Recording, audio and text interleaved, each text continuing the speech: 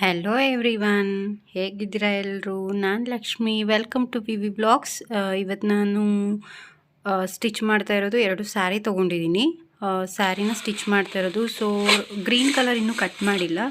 Pink colour lehenga ಚೋಲಿಗೆ cut ಮಾಡಿದ್ದೀನಿ. ಮತ್ತು ಒಂದು ಡ್ರೆಸ್ ಪೀಸ್ ಬಂದಿತ್ತು, ಡ್ರೆಸ್ ಪೀಸ್ನ ಕಟ್ ಮಾಡಿದ್ದೀನಿ. ಇದು ಬಂದು ಆಫ್ಘನಿ ಸಲ್ವಾರ್ ಸ್ಟಿಚ್ ಮಾಡಬೇಕು. ಅದರಲ್ಲಿ ಹೆಂಗೆ ಬಂತು ಅಂತ ನಾನು ಸ್ಟಿಚ್ ಮಾಡಾದ್ಮೇಲೆ ತೋರಿಸ್ತೀನಿ ನಿಮಗೆ. ಸೊ ಇದೆರಡು ಕಟ್ಟಾಗಿದೆ. ಸ್ಟಿಚ್ ಮಾಡಾದ್ಮೇಲೆ ಹೆಂಗೆ ಬಂತು ಅಂತ ತೋರಿಸ್ತೀನಿ. ಅದಕ್ಕೆ ಮುಂಚೆ ನಾನು ಇವತ್ತು ನಿಮಗೆ ಅಕ್ಕಿ ರೊಟ್ಟಿ ಹೆಂಗೆ ಮಾಡೋದು ಅಂತ ತೋರಿಸ್ಕೊಡ್ತಾ ಇದ್ದೀನಿ. ಅಕ್ಕಿ ಹಿಟ್ಟು, ನೆನೆಸಿರೋ ಕಡಲೆಬೇಳೆ ಮತ್ತು ಹುರ್ಕೊಂಡು ಪುಡಿ ಮಾಡ್ಕೊಂಡು, ಅಂದರೆ ತುಂಬ ಕ್ರಷ್ ಮಾಡಿ ಇಟ್ಕೋಬೇಕಷ್ಟೆ. ಕಡಲೆ ಬೀಜ ಮತ್ತು ಏನದು ಜೀರಿಗೆ ಮತ್ತು ಹಸಿಮೆಣ್ಸಿನ್ಕಾಯಿನ ಪೇಸ್ಟ್ ಮಾಡಿಟ್ಕೊಂಡು, ಕೊತ್ತಂಬರಿ ಸೊಪ್ಪು, ಆನಿಯನ್ ಮತ್ತು ಕ್ಯಾರೆಟ್. ಫಸ್ಟು ಇದು ಅಕ್ಕಿ ಹಿಟ್ಟನ್ನ ಹಾಕ್ಕೋಬೇಕು. ಈರುಳ್ಳಿ ಹಾಕ್ಕೊಂಡು ಅದಕ್ಕೆ ಕ್ಯಾರೆಟು ಮತ್ತು ನಾನು ಏನೇನೆಲ್ಲ ಇದು ಮಾಡಿ ಇಟ್ಕೊಂಡಿದ್ದೀನಲ್ಲ ಅದೆಲ್ಲ ಹಾಕ್ಕೊಂಡು ಕಲಿಸ್ಕೋಬೇಕು ನೀಟಾಗಿ. ಕಡಲೆಬೇಳೆನ ನೆನೆಸ್ಬಿಟ್ಟು ಇಟ್ಕೊಳ್ಳಿ, ತುಂಬ ಚೆನ್ನಾಗಿ ಟೇಸ್ಟ್ ಬರುತ್ತೆ. ನಾನು ಯಾವಾಗಲೂ ಇದನ್ನೇ ಪ್ರಿಫರ್ ಮಾಡೋದು. ಏನು, ಹಸಿಮೆಣ್ಸಿನ್ಕಾಯಿ ನಾನು ಪೇಸ್ಟ್ ಮಾಡಿ ಇಟ್ಕೊಂಡಿರ್ತೀನಿ, ನಾನು ಪೇಸ್ಟ್ ಮಾಡಿ ಹಾಕೋದು. ಆಮೇಲೆ ಉಪ್ಪು ಸೇರಿಸ್ಕೊಂಡು ಫಸ್ಟು ಇದನ್ನು ನೀಟಾಗಿ ನಾವು ಫಸ್ಟ್ ಕೈಯಿಂದ ಕಲಿಸ್ಕೊಂಡು ಅದರಲ್ಲಿರೋ ನೀರಿನ ಅಂಶ ಎಲ್ಲ ಹಿಟ್ಟೊಳಗಡೆ ಬಿಟ್ಕೋಬೇಕು. ಅಲ್ಲಿವರೆಗೂ ಸ್ವಲ್ಪ ಮಿಕ್ಸ್ ಮಾಡ್ಕೋಬೇಕು. ಅದನ್ನು ಮಿಕ್ಸ್ ಮಾಡಿಕೊಂಡ್ರೆ ಚೆನ್ನಾಗಿ ಟೇಸ್ಟ್ ಬರುತ್ತೆ. ಇಲ್ಲಾಂದರೆ ನೀವು ಕಲಸಾದ್ಮೇಲೆ ಏನಾದರೂ ಫಸ್ಟೇ ನೀರು ಹಾಕ್ಕೊಂಬಿಟ್ರೆ ನೀರು ಜಾಸ್ತಿ ಆಗಿಬಿಡುತ್ತೆ. ಹಿಟ್ಟಿನ ಕನ್ಸಿಸ್ಟೆನ್ಸಿ ಬಂದು ತುಂಬ ನೀರು ಆಗುತ್ತೆ. ಸೊ ಹಾಗಾಗಿ ಇವಾಗ ನೀರು ಎಷ್ಟು ಬೇಕೋ ಅಷ್ಟು ನೀರು ಹಾಕ್ಕೊಂಡು ಮಿಕ್ಸ್ ಮಾಡ್ಕೊಳ್ಳೋಣ. ಮಿಕ್ಸ್ ಮಾಡ್ಕೊಂಡು ನೀಟಾಗಿ, ಅಂದರೆ ತುಂಬ ಗಟ್ಟಿ ಇರಬಾರ್ದು ಇದು, ನಾನು ಕನ್ಸಿಸ್ಟೆನ್ಸಿ ತೋರಿಸ್ತೀನಿ, ಅಷ್ಟೇ ಇರಬೇಕು.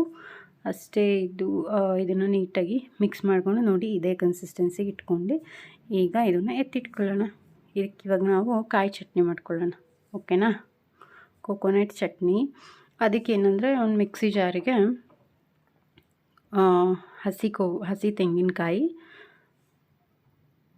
ಮತ್ತು ಡ್ರೈ ರೋಸ್ಟ್ ಮಾಡಿರೋಂಥ ಕರಿಬೇವು ಮತ್ತು ಎರಡು ಇದರಷ್ಟು ಎರಡು ಬೆಳ್ಳುಳ್ಳಿ, ಆಮೇಲೆ ಪುಡಿ ಮಾಡಿಟ್ಟಿರೋ ಹುರಿದಿರೋ ಜೀರಿಗೆ, ನೆಕ್ಸ್ಟ್ ಕೊತ್ತಂಬರಿ ಸೊಪ್ಪು, ಉಪ್ಪು ಹಾಕ್ಕೊಂಡು ಮಿಕ್ಸಿ ಮಾಡ್ಕೊಳ್ಳೋದು. ಇದನ್ನು ಇಷ್ಟೇ, ತುಂಬ ಸಿಂಪಲ್. ನಾನು ಅಷ್ಟೊಂದಿಲ್ಲ, ಅಂದರೆ ನಾನು ಹೇಳಿದ್ನಲ್ಲ, ನಾನು ಯಾವಾಗಲೂ ಚಿಲ್ಲಿ ಪೇಸ್ಟೇ ಮಾಡಿಟ್ಕೊಳ್ಳೋದು. ನಾನು ಅಷ್ಟಾಗಿ ಚಿಲ್ಲಿನ ಯಾವಾಗಲೂ ಕಟ್ ಮಾಡ್ಕೊಂಡು ಕುತ್ಕೊಳ್ಳೋಕ್ಕಾಗಲ್ಲ ಅಂತ ಹೇಳ್ಬಿಟ್ಟು ಚಿಲ್ಲಿ ಪೇಸ್ಟ್ ಮಾಡಿಟ್ಕೊಂಡಿರ್ತೀನಿ. ಸೊ ಹಾಗಾಗಿ ಈಗ ಚಟ್ನಿ ರೆಡಿ ಇದೆ ಗೈಸ್, ನೋಡಿದ್ರಲ್ಲ. ಈಗ ನಾವು ರೊಟ್ಟಿ ಮಾಡ್ಕೊಳ್ಳೋಣ.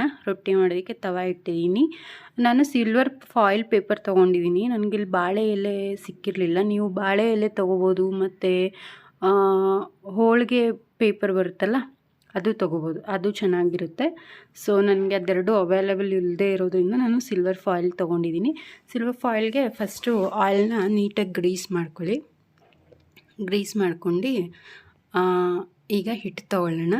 ಹಿಟ್ಟು ತೊಗೊಂಡು ಅದಕ್ಕೆ ಹೇಳಿದ್ದು ತುಂಬ ಗಟ್ಟಿ ಮಾಡ್ಕೋಬಾರ್ದು. ಇದೇ ಸೇಮ್ ಕನ್ಸಿಸ್ಟೆನ್ಸಿ ಇದೆ, ನೀಟಾಗಿ ತೆಳುವಾಗಿ ಬರುತ್ತೆ ರೊಟ್ಟಿ. ಇಲ್ಲ ಅಂದರೆ ಅಷ್ಟೊಂದು ಚೆನ್ನಾಗಿ ಬರಲ್ಲ.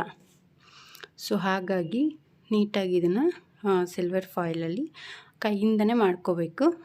ಕೈಯಿಂದನೇ ತುಂಬ ಈಸಿಯಾಗಿ ಮಾಡ್ಕೋಬೋದು. ತುಂಬ ಹೆಲ್ದಿ ರೆಸಿಪಿ ಮತ್ತು ತುಂಬ ಟೇಸ್ಟಿ ರೆಸಿಪಿ.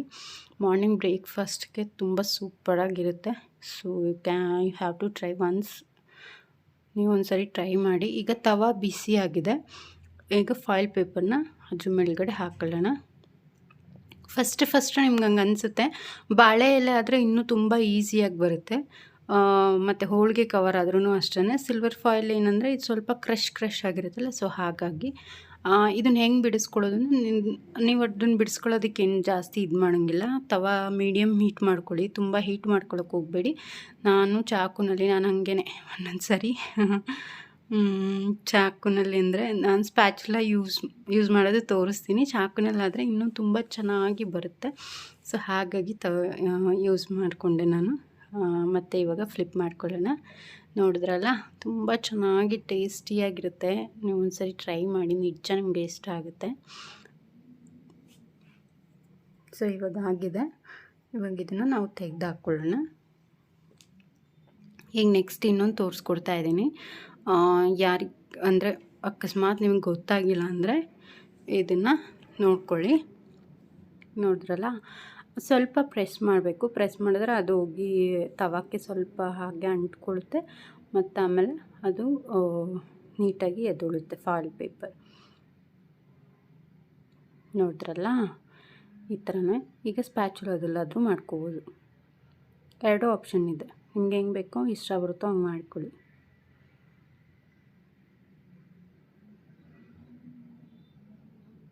ಬಿಡಿಸ್ಕೊಳ್ಳೋದಕ್ಕೆ ಸ್ವಲ್ಪ ಅಂದರೆ ಸ್ಟಾರ್ಟಿಂಗ್ ನಿಮಗೆ ಸ್ವಲ್ಪ ತೊಂದರೆ ಆಗ್ಬೋದು, ಆಮೇಲೆ ಸರಿ ಹೋಗುತ್ತೆ. ಸೊ ರೆಡಿ ಇದೆ ಈ ಹೆಲ್ದಿ ಆ್ಯಂಡ್ ಟೇಸ್ಟಿ ರೆಸಿಪಿನ. ನೀವು ಮನೆಯಲ್ಲಿ ದಯವಿಟ್ಟು ಒಂದ್ಸರಿ ಟ್ರೈ ಮಾಡಿ. ತುಂಬ ಚೆನ್ನಾಗಿ ಬಂದಿದೆ ಮತ್ತು ತುಂಬ ಚೆನ್ನಾಗಿ ಬರುತ್ತೆ. ಹೆಲ್ದಿ ಆ್ಯಂಡ್ ಟೇಸ್ಟಿ, ಮಕ್ಳಿಗೂ ಇಷ್ಟ ಆಗುತ್ತೆ.